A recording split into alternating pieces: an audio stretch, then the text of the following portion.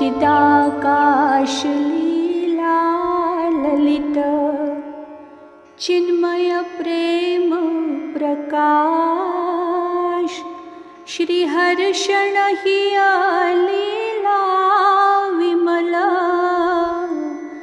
रामचरित रसरास श्री गौर देव आराध्य की अंतःलीला भाष प्रेम प्रदायिनी रस भरी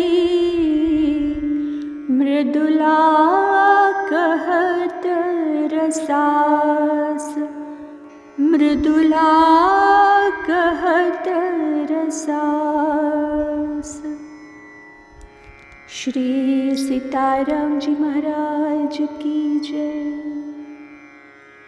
अनंत श्री विभूषित हमारे सद्गुरुदेव भगवान श्रीमद् राम हर्षणदास जी महाराज जी ने हम सब अपने आश्रित जनों के कल्याण, आत्मचिंतन व कालक्षेप हेतु अपने चित्त रूपी गगन में उदित श्री सीताराम जी की चिन्मयी लीलाओं का वर्णन अपनी असमोर्ध्व कृति चिदाकाश की चिन्मयी लीला में किया है, जिसका पठन पाठन व स्मरण चिंतन अध्यात्म प्राप्ति की हेतुभूता है। उपरोक्त ग्रंथ की क्रमशः वाक सेवा प्रस्तुत की जा रही है। आइए हम अग्रिम लीला में प्रवेश करते हैं। अपने अंक में आसीन अनुजा के भैया का भाग्यार्क गगनगामी सूर्य की द्विप्रहर यात्रा के समान प्रभान्वित हो रहा है। अहो, अपने स्पर्श से लोहे को सोना बनाने वाले पारस के समान भगिनी के संबंध ने भ्राता को राई से सुमेरु बना दिया। तभी तो सीताग्रज के भाग्य वैभव को अपनी दृष्टि का विषय बनाकर बड़े बड़े सुर नर मुनियों का समाज बिना प्रशंसा किए विश्राम नहीं लेता। जब ब्रह्मा विष्णु महेश को सीता जैसी भगिनी का भ्रातृत्व पद प्राप्त करने का सौभाग्य नहीं प्राप्त हुआ, तो अन्य देवताओं की कथा ही क्या कही जाए। श्री चक्रवर्ती जी महाराज, आचार्य प्रवर श्री वशिष्ठ जी एवं श्री विश्वामित्र जी महाराज का मंत्रिमंडल सहित परिजन पुरजन समाज का एवं माँ श्री अरुंधति जी, श्री कौशल्या अम्बा, श्री सुमित्रा अम्बा, श्री कैकेयी अम्बा के सहित संपूर्ण अंतःपुर का तथा सखाओं सहित श्री राम, लक्ष्मण, भरत, शत्रुघ्न अपने चारों धामों का अत्यधिक स्नेह प्राप्त करके तदनुकूल सबसे सम्मानित होना, यह सब अपनी अनुजा के भ्रातृ संबंध से ही साकेत में मिथिलेश कुमार को सुलभ हुआ है। अन्यथा देव दुर्लभ सबके हृदय में स्थान पाना सर्वविधि अकिंचन को सर्वथा असंभव था। कहते कहते अश्रुविलोचन सीताग्रज बाह्य स्मृति शून्य हो गए। तदनंतर प्रकृतिस्थ होने पर भैया, ओ भैया, बतलाने की कृपा करें। अभी आप श्री की मुख मुद्रा यह बता रही थी कि आप श्री किसी आनंदमय दृश्य का दर्शन कर रहे हैं। आपके मुख के अलौकिक तेज और प्रसन्नता से यह सिद्ध हो रहा है कि आप यहाँ न थे, किसी दिव्य दर्शन में लीन थे। अपनी सीता का अग्रज अभी अपने चित्तपटल पर उदित एक दृश्य का दर्शन कर रहा था। अनुजे, यह दृश्य कैसा था भैया? अहो आश्चर्य, महाश्चर्य! इन चर्म चक्षुओं द्वारा उस महातेज राशि को कभी देखा नहीं जा सकता। साकेत पीठ में प्रतिष्ठित अपने भगिनी भाम को देखा, जिनसे तेज निकलकर अनेक सूर्यों को प्रकट कर रहा था। वहाँ के भव्य भवन, वेदिका, सिंहासन भी कोटि सूर्य समप्रभ थे। अनंतानंत दिव्य दिव्य देवों से सेव्यमान वह मिथुन जोड़ी अपनी ओर आकृष्ट सी होती हुई आसन से उठकर आ रही थी। मैं तो केवल दर्शनाह्लाद से ही अपने को संभालने में असमर्थ हो रहा था। इतने ही में वह युगल मूर्ति मेरे नेत्र मार्ग से पधारकर हृदय के सिंहासन में बैठ गई।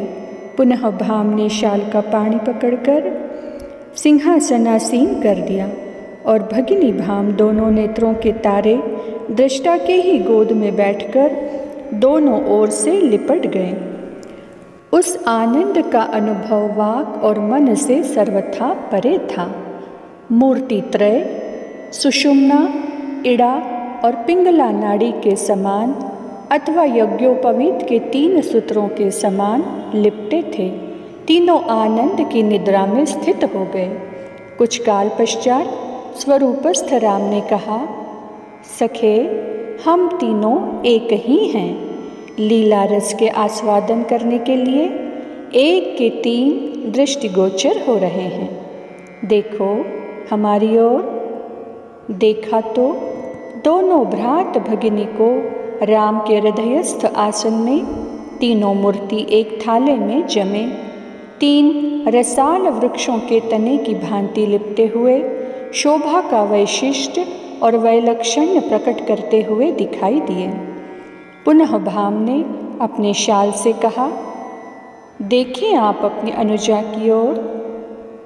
ज्यों ही आपके भ्राता ने अपनी ललित लड़ैती किशोरी की ओर देखा तो वहाँ भी उसी दृश्य का दर्शन हुआ जो अपने राम के स्वरूप में दृष्टि का विषय बना था। पुनः राम ने सीताग्रज से कहा, आप अपनी ओर अवलोकन करें। देखने पर वैदेही के बंधु ने अपने हृदय से अभिन्न अपने भाम भगिनी को अपने में लिपटे हुए पाया। पुनः विचार निमग्न होकर सीताग्रज खो गया और अब अपने को भगिनी समाज के मध्य किशोरी को गोद लिए हुए देख रहा है। देखे हुए दृश्य का दर्शन क्या है नहीं समझ पाया। भैया उस दृश्य का दर्शन यही बुद्धि के शीशे पर पड़ रहा है कि हम तीनों सदा सदा से वर्तमान संबंध के स्वरूप में स्थित हैं, भविष्य में भी रहेंगे। एक अद्वय तत्व ही 3 स्वरूपों में दृष्टिगोचर हो रहा है, अर्थात 1 से 3 और 3 से 1 होने की लीला सनातन से चली आ रही है, आगे भी चलती रहेगी। अहो यह कल्पना कभी कभी मन में उठकर अधीर बना देती कि यदि सीताग्रज बनने का सौभाग्य मेरे दोष से कभी न मिलेगा तो, कहकर भ्राता को चेतनाहीन वियोगावस्था में विलीन हुए देख उपचारों द्वारा प्रकृतिस्थ करके कुंवर की अनुजा ने कहा, भैया चिदाकाशोदित दृश्य सदा सत्य से संश्लिष्ट रहता है, अतः परम प्रतीति के साथ भाई बहन दोनों शंका के सर्प से अपने को काटने का समय ही न आने दें, यही उचित है। किशोरी कृपा का दर्शन कर अपने किशोरी का भैया निश्चिंत हो गया, कृतकृत्य हो गया। उसने प्राप्तव्य को प्राप्त कर लिया, कहकर पुनः माधुर्य के प्रवाह में ऐश्वर्य की गठरी बह जाने से सीताग्रज ने सीता, उर्मिला, मांडवी और श्रुति कीर्ति का खूब दुलार प्यार किया और अपने साथ लाई हुई भेंट को सखियों सहित सभी बहनों को सादर समर्पित किया। आपका एवं अपने जननी जनक प्रजापुरवासियों का कुशल समाचार पहले ही सुना दिया था।